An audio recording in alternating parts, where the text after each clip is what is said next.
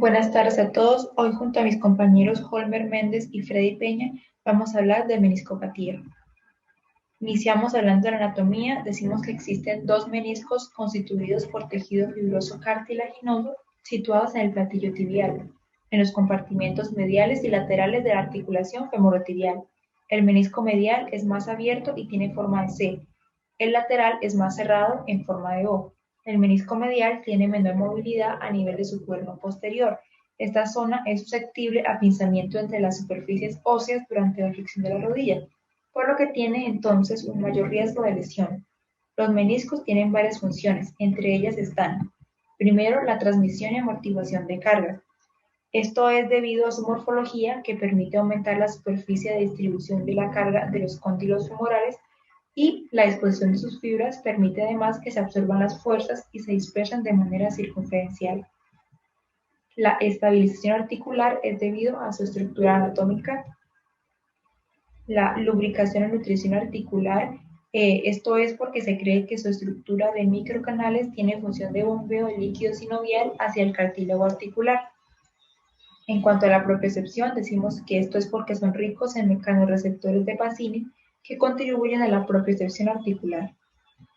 En cuanto a la definición, definimos la meniscopatía como la lesión de los meniscos que puede ser traumática o degenerativa. Las lesiones más frecuentes son las del menisco medial.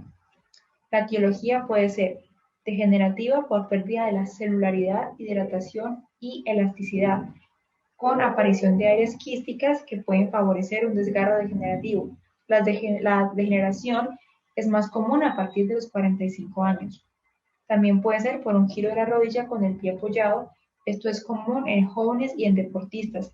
En pacientes mayores también puede ocurrir una lesión, pero aquí es con gestos más cotidianos como apoyar la rodilla y girar para levantarse de la cama.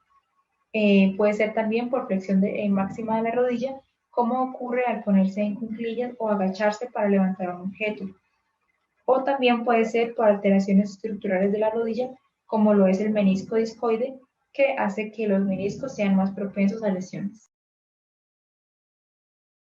Al mecanismo de lesión, tenemos que el principal mecanismo de lesión es el mecanismo rotacional, en el cual el menisco gira hacia lo que es el interior de la articulación y es aprisionado entre los cóndilos femorales y la tibia.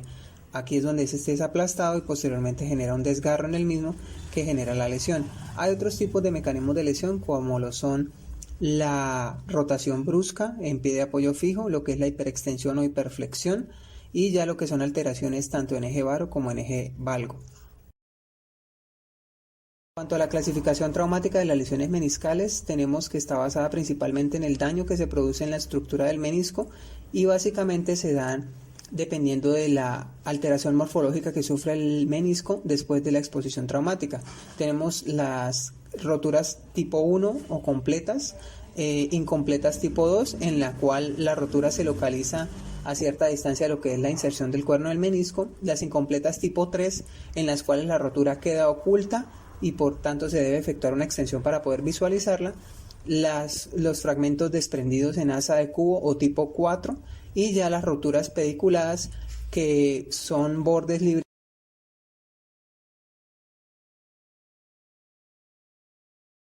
En nuestra historia clínica ocupacional tenemos que nuestra paciente es Marcela del Pilar Vargas, nacida el 1 de enero de 1980 en los Patios Norte de Santander, de 41 años, femenina, casada con 3 hijos, quien estudió hasta lo que es la básica primaria, grupo sanguíneo OH negativo, y de profesión que nos refiere aseadora. La EPS a la cual está afiliada es Medimás.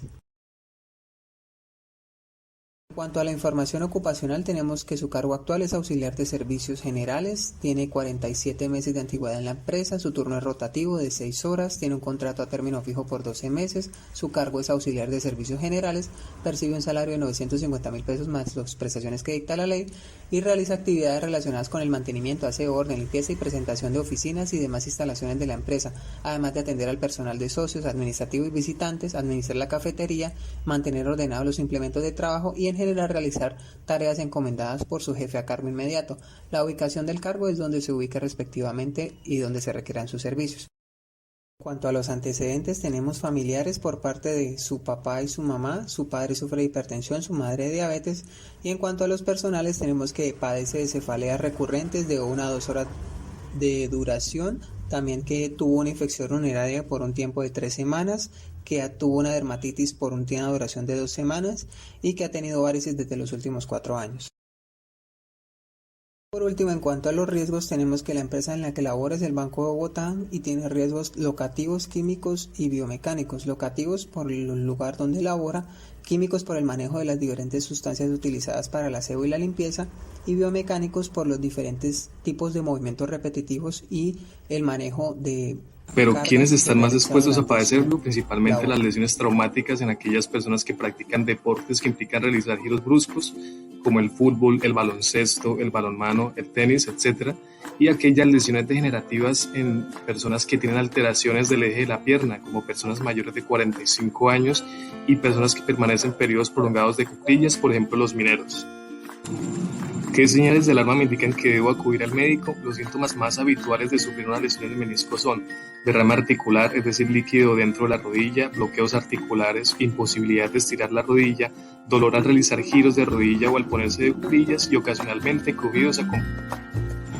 En la anamnesis, las lesiones suelen producirse por traumatismos, principalmente en giro de rodilla semiflexionada. También debemos conocer los antecedentes traumáticos, como el mecanismo de la lesión, si es por torsión o flexión, si hay episodios de bloqueo, chasquidos, derrames articulares o pérdidas de movilidad, y las lesiones degenerativas suelen asociarse a cierto grado de lesiones condrales.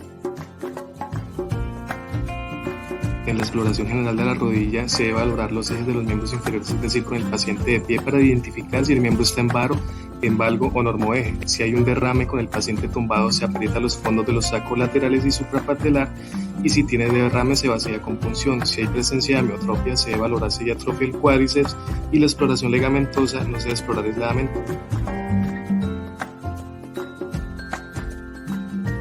Desde Steinman, en este procedimiento el paciente tumbado y el explorador sujeta el pie y con la otra mano fija la rodilla colocando los dedos del pulgar e índice en las dos interlíneas, es decir, la interna y la externa. Se debe flexionar la rodilla unos 60 grados y hacer rotaciones. El test es positivo cuando aparece un dolor. En el procedimiento de McMurray, la rodilla en flexión y rotación externa, el explorador extiende la rodilla, luego repite esta maniobra con la pierna en rotación interna. El test es positivo si hay un dolor o resalte. Y con el test de Apple, el paciente boca abajo, el explorador fija el muslo con la mano o con su rodilla y flexiona la rodilla del paciente a 90 grados, y primero se realiza una tracción hacia arriba en un segundo tiempo. La imagen, dentro de la amplia gama de estudios auxiliares con que se encuentra en la actualidad, el más útil para la identificación de las lesiones meniscales es la resonancia magnética. Con este estudio, los trastornos traumáticos del menisco pueden ser demostrados mediante signos de intensidad anormal en el sustrato del fibrocartílago, o por la distorsión de su configuración triangular, o por la separación.